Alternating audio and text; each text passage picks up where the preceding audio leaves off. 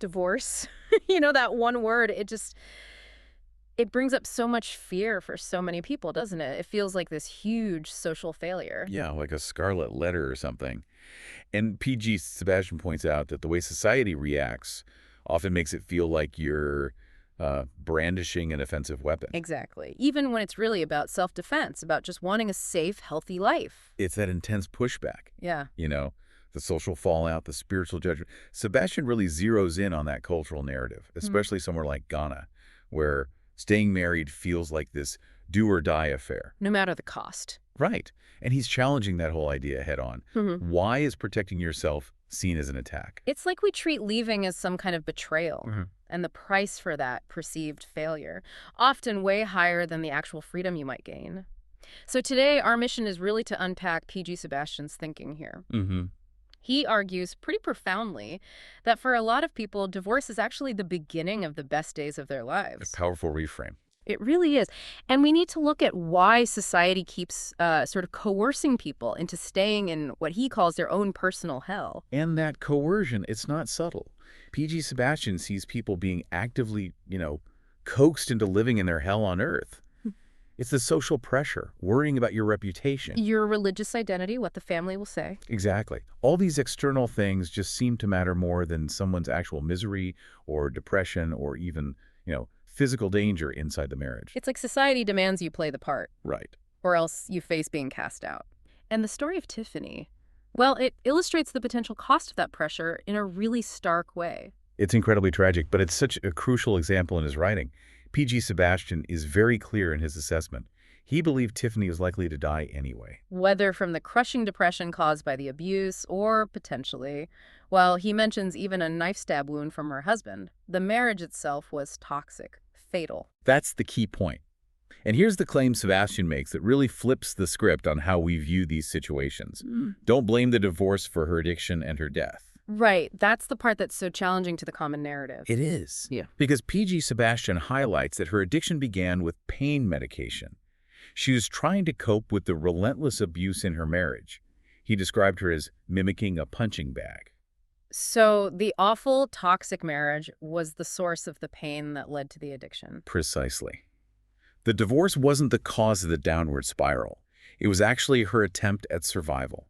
The addiction was a symptom of the trauma she was desperately trying to escape. And I just want you listening right now to pause on that for a second. PG Sebastian observed that everyone Tiffany turned to for help, family, church leaders, they seemed more concerned with her keeping up appearances. Playing the role. Yeah, playing the part of the dutiful wife, even in an unbearable situation. More concerned with that than just giving her a chance to live. It's like this collective effort to maintain an illusion no matter who gets hurt behind the scenes. And that pressure, that demand to play the part, is what leads PG Sebastian to really tackle the Christian perspective on divorce. He calls the double standards he sees quite nauseating. Okay, nauseating is strong language. I can imagine some listeners might push back hard on that, thinking, marriage is foundational, it's different. Of course. But Sebastian's question is direct. Why the intense pressure to stay married even when someone's life or sanity is clearly at risk, especially when, as he points out, we seem quite comfortable ignoring other biblical mandates? It does feel like cherry picking, doesn't it? That's exactly his argument. He points out the selective application. We talk about living under grace and not by law in many areas. We don't follow Old Testament food rules strictly. Most don't observe a strict Sabbath. We don't condemn charging interest on loans, usually. Right. But suddenly, when it comes to marriage and divorce texts, we snap back to the most rigid, ancient interpretations. Why? And he uses really concrete examples to show why we just can't apply all scripture literally today. Modern laws and values simply forbid it. Absolutely. You can't stone witches, as Deuteronomy instructs. You can't raise a private army like Abraham or David did to get your stuff back. You can't send your servant off to find a wife for your son anymore because we value individual choice and consent now. So the core question PG Sebastian raises is this. If we let so many other parts of biblical life metamorphose, adapt to modern civilization and values like human rights and safety, why is divorce stuck in the past? What's the real cost of forcing marriage sustenance at any price?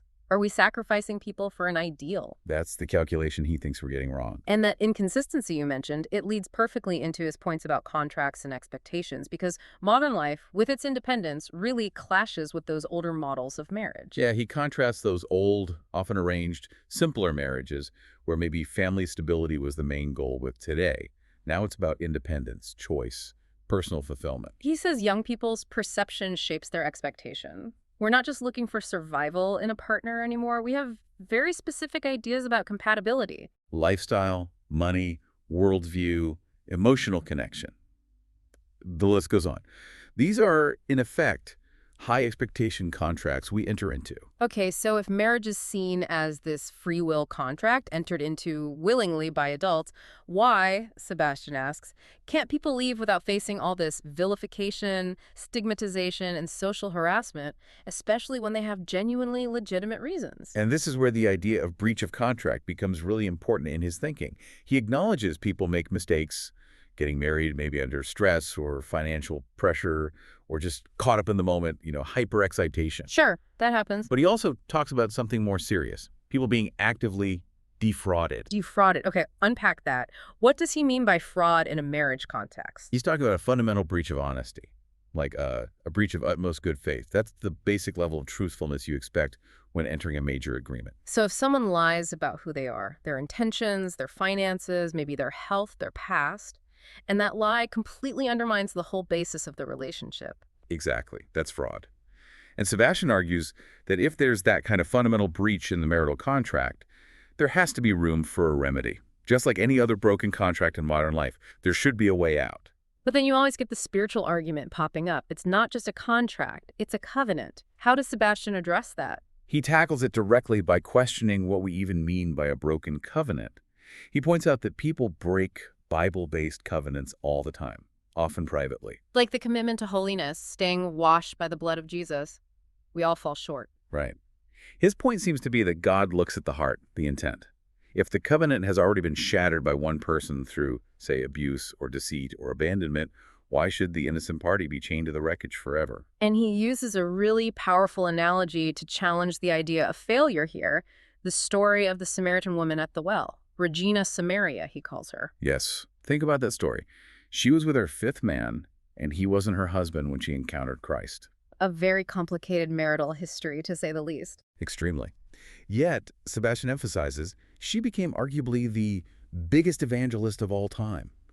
God found her worthy of usage, despite her past, despite her current situation. That completely shifts the focus from rigid rules about marital status to, well, to God using people regardless. It challenges that whole notion of worthiness being tied to a perfect marriage record. It absolutely does. Yeah. It moves the conversation towards personal identity and God's grace, rather than just structural purity. And sometimes, he argues, those personal identities are just fundamentally incompatible. Which brings us to his water and oil analogy. It's a great visual, isn't it? Two people whose core identities are fundamentally at variant. It's not about one being good and the other bad. They're just different elements. Oil isn't bad, water isn't bad. They just don't mix naturally. Exactly. And forcing them together in a marriage requires this constant, exhausting effort, a rigorous, unsustainable exercise of constant shaking. You just can't spend your whole life forcing something that's fundamentally unnatural. Okay, now let's move to the part that always gets the most heated reactions. The argument about staying together for the children. Yes. The kids' argument. PG Sebastian is very clear that the damage from truly bad marriages is multi-layered. It's not just physical abuse, though that happens. It's the emotional toll, depression, low self-esteem, and it's the long-term impact on how kids view family, love, relationships. He uses that phrase, people are bleeding on those who did not cut them. Meaning the kids, the wider family, they all suffer the fallout from the core dysfunction. He talks about people growing up conditioned to see family life as a war zone. Yeah. Kill or be killed. And his solution is stark. Free people before that trauma becomes embedded for generations. Save everyone involved. Which is why he absolutely dismantles the idea of staying in a miserable, toxic marriage for the children, he calls it. It's the most ridiculous thing anyone could come up with. He doesn't mince words. Why is so strong? Because, he argues, that reasoning completely ignores the guaranteed damage happening right now in the toxic home. Why focus only on potential future problems in a step family or single-parent home when the current situation is actively causing harm? That's a fair point. We worry about the unknown future but ignore the known present harm. Precisely. And he shares counterexamples, stories where kids actually benefited hugely after divorce. One got a wealthy, decent stepdad who provided stability. Another got a wonderful stepmom who actually had the time and emotional capacity to nurture them. And he draws this really sharp comparison, doesn't he, between the parents in a toxic marriage and a potentially difficult step-parent later. He does. He says a marriage with kids that functions like a live crime scene makes the biological parents the worst culprit. Worse than a potentially bad step-parent. Why? Because, he says, the biological parents should know better. They are the ones actively choosing to keep the children in that harmful environment. They are perpetuating the abuse or dysfunction. Wow. Okay, so that leads directly into how he completely redefines what a broken home actually is. It's not about the divorce papers. Not at all. For PG Sebastian, the truly broken home is the one where two parents are still living together but surrounded by dysfunction, lies, abuse, gaslighting, sociopathic, psychopathic, and narcissistic behavior. That's the broken home. That's the crime scene. So by that definition, a parent who chooses to leave that toxic environment, To save themselves, to remove their children from that daily poison, to create a safe space emotionally, spiritually, financially. that parent is not creating a broken home. According to Sebastian, no. They are choosing peace over war. They're choosing health and sanity over guaranteed dysfunction. They're actually fixing the brokenness by leaving it. Okay, so summing this all up, PG Sebastian's core message seems to be about freedom and alignment. When two people realize their paths just aren't going in the same direction anymore. Whether it's incompatibility or lies or abuse. They should have the freedom to walk away, to reset, to find their own balance again, without being socially crucified for it. And it boils down to that contrast he makes. The guarantee versus the hope. He's realistic. He says there's no guarantee divorce will automatically make life perfect or better. Right, life is complex. But, he argues, staying in a toxic, abusive, or unfulfilling marriage is guaranteed to harm everyone, directly and indirectly. That part is certain. That's a powerful closing argument for the right to choose differently. We definitely encourage you, our listeners, to explore more of PG Sebastian's reflections on this. The Steps to Forever Ecosystem has a wealth of insights on life, love, and what real commitment looks like. Absolutely. And maybe just one final thought to leave you with, drawing from Sebastian's challenging perspective. If your home right now feels like that war zone he describes, What kind of lasting impression, what kind of blueprint for relationships are you planting in your child's mind by having them witness that constant conflict and trauma day in and day out? maybe, just maybe, freedom for the adult is actually the best, the only defense for the child in those situations. It's certainly a heavy cost-benefit analysis to consider. Thank you for joining us for this deep dive into the work of PG Sebastian. We hope it gave you food for thought.